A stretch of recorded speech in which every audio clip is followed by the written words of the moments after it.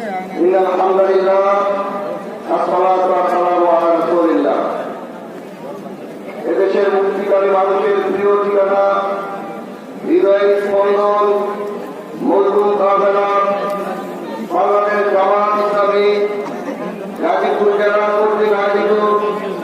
আজকের এই বিশাল ঐতিহাসিক কর্মী সম্মেলনের সংগ্রামী সভাপতি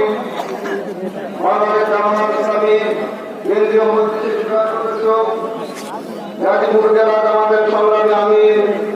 জননেতা ডক্টর জাহাঙ্গীর আলম, আজকের এই কর্মী সম্মেলনের প্রধান অতিথি বাংলাদেশ জামাত ইসলামী সেক্রেটারি জেনারেল মজলুম জননেতা সাবেক এমপি অধ্যাপক মিয়া গোলাম পরোয়ার, আমাদের কাছে বিশেষ অতিথি হিসেবে উপস্থিত আছেন বাংলাদেশ জামাত ইসলামী কেন্দ্রীয় নির্বাহী পরিষদের অন্যতম সদস্য যারা অধ্যক্ষ ইন্দ্রুল্লাহ, উপস্থিত আছেন জেলা জামাতের অভিযুক্ত গাজীপুর জেলা জামাতের সংগ্রামী আমির যারা আবুল হাসেম খান, মহানগর জামাতের সংগ্রামী আমির অধ্যাপক জামাল উদ্দিন সহ বিভিন্ন পর্যায়ের ব্যক্তিবৃন্দ, জাতির জাগ্রত বিবেক ব্যক্তির নিষ্ঠুর শাসনের শাসনের বিশ্ব ছিল। আমাদের ভোটের অধিকার, মতের অধিকার,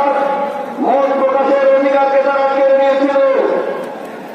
শক্তি বেশি জুলুমের শিকার হয়েছিল আলেম ওলামা এবং ইসলামী দেবতা। বিশেষ করে বাংলাদেশ জামাত ইসলামের উপর যে অবর্ণনীয় জুলুম এবং নির্যাতন চালিয়েছিল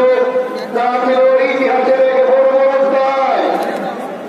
এই সরকার, বিগত সরকার ক্ষমতাকে পাকামুক্ত করার জন্য মিথ্যা মামলা, হামলা, রিমান্ড, গুম এবং আইনাগরিকতা ব্যবহার করেছিল। শুধু তাই নয়, লুটপাট